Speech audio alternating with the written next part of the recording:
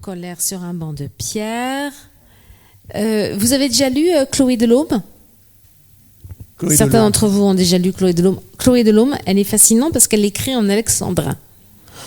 On ne croit pas comme ça, parce qu'en fait, elle écrit des histoires, machin. Mais en fait, si vous écoutez et si vous comptez chacune des syllabes dans chacune de ces phrases, tout est en alexandrin, tout est en 12 pieds.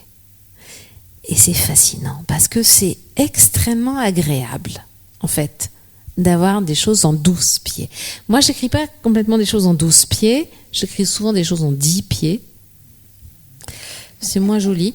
Mais en fait, c'est simplement, c'est la rythmique, c'est de la musique, en fait. Tout ça, c'est de la musique. Et ça correspond à quelque chose qu'on a dans la tête.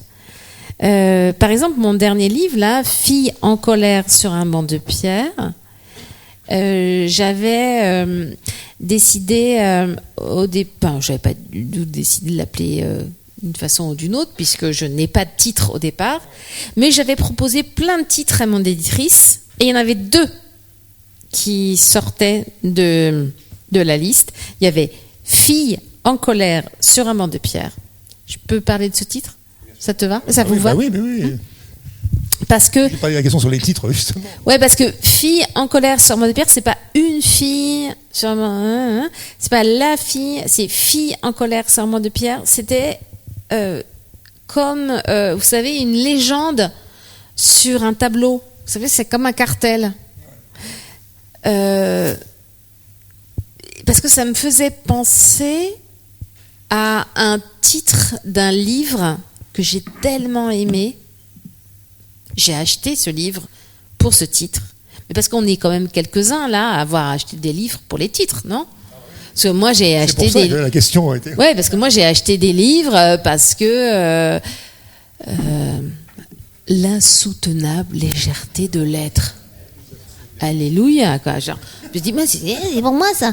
Et donc, évidemment, on a acheté des livres pour leur titre.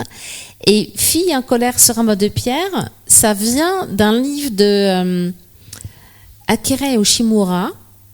J'aime beaucoup les écrivains japonais. Et ça s'appelait, c'est beaucoup moins sympa que mon titre, ça s'appelait Jeune fille suppliciée sur une étagère.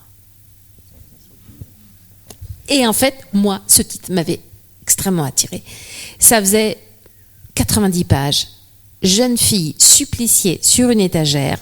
Je me suis dit, ça va être délicieux. Je me suis dit, ça, je vais le prendre. Donc moi, j'ai choisi des livres 1 milliard de fois pour leur titre. Et donc celui-là, en tout cas, il s'appelle Fille en colère sur un banc de pierre. Et l'autre possibilité que j'avais donnée à mon éditrice, parce qu'il faut que vous sachiez que quand on publie un livre, nous auteurs, c'est que le titre est de la responsabilité de notre éditeur, à tel point que contractuellement, les contrats qui nous auteurs nous engagent pour 70 ans après notre mort, je vous assure, c'est ça, hein. Donc c'est l'éternité. Donc en fait, on signe un contrat. Je le montre avec la main gauche. En fait, je suis droitière. Donc je signe un contrat et je signe un contrat pour 70 ans après ma mort. C'est le temps de la propriété intellectuelle. C'est pas écrit comme ça. Il n'y a pas écrit tu signes pour 70 ans après ta mort, darling. Il y a écrit vous signez pour le temps de la propriété intellectuelle. Donc en fait, c'est signé pour un temps où mes propres enfants seront morts. Donc, j'ai l'impression de signer un pacte avec le diable. Ce qui est complètement absurde, évidemment, pas ma réaction, hein, mais qui est que dans 70 ans après ma mort, je ne sais pas à quoi vraiment ressemblera l'édition. Donc, tout ça, et vous avez compris, je suis la reine de l'aparté et de la parenthèse dans la parenthèse. Donc, pardon, hein. Donc, je finis avec ça. C'est que j'avais proposé autre chose comme titre qui était... Attends, il faut que je le retrouve en entier parce qu'il était terriblement long. Tout simplement parce qu'en fait, je m'étais dit, moi j'adore les titres longs. J'adore ça. Mais T'aimes ça aussi? Enfin, vous aimez ça? On peut se tutoyer, franchement. Est-ce qu'on se tutoie alors? Ouais, Moi, j'aime ça aussi. Ouais, parce que franchement, il m'a dit non, on se voit ça et j'y arrive pas. Je suis très mauvaise avec ça. Ça vous va, hein? Tutoyer, on se tutoie? Ouais. Parce que les titres, quand ils sont très longs, ils sont apparentés maintenant à un certain type de fiction. Les crocodiles de Central Park sont neurasthéniques le dimanche, ou je sais pas, hein, je dis ça comme ça, mais vous voyez ce que je veux dire, ou ceci est le dernier jour du meilleur jour de ta vie, ou je sais pas quoi, enfin des titres hyper longs. Et moi j'aime tellement les titres longs. Et là je me suis dit, ok, d'accord, je vais écrire un titre court, je vais choisir un titre court pour ce livre. Ça va être, je sais pas. Apprendre à respirer sous l'eau. Enfin, respirer sous l'eau d'ailleurs. Ça pourrait être ça, simplement. Et puis je me suis dit, non, je vais faire un titre très très long. Très très long. Pour assumer complètement. Et donc pour Fille en colère sur un mode de pierre, j'avais proposé ce titre-là. Et j'avais proposé, sinon, l'immémorial chagrin des filles qui ne sont ni des gars, ni des jolies, ni des intéressantes. Voilà. C'était mon autre titre. Mon éditrice, très calme, m'a dit ok. Il est long, ok. On va faire des tests. Puis après, elle m'a appelé, elle m'a dit tu en dis trop avec ce titre. Alors il y a ce choix de cette île donc dont on parlait en entrée de jeu, qui est Yaza, donc qui est une île imaginaire de la Méditerranée. On peut penser qu'on est en Méditerranée.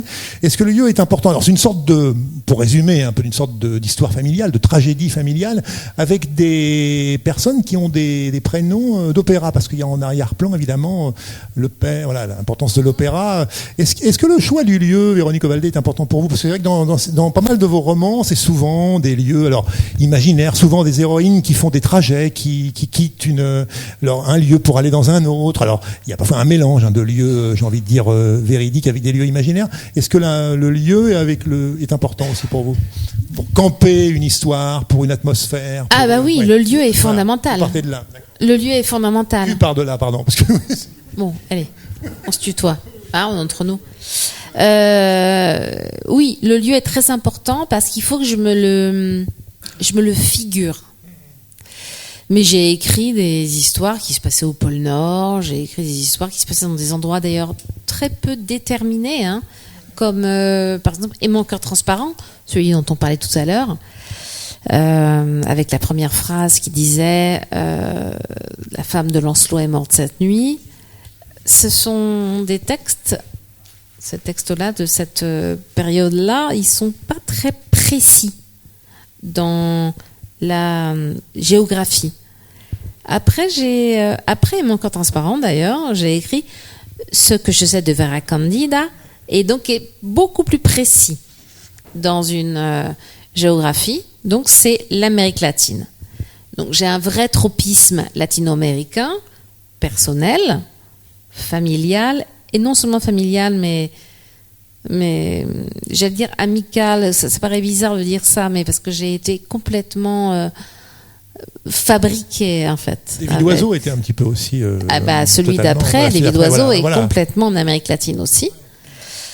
Mais en fait, je me sens à l'aise. En fait, pour tout vous dire, je me sens à l'aise à peu près partout.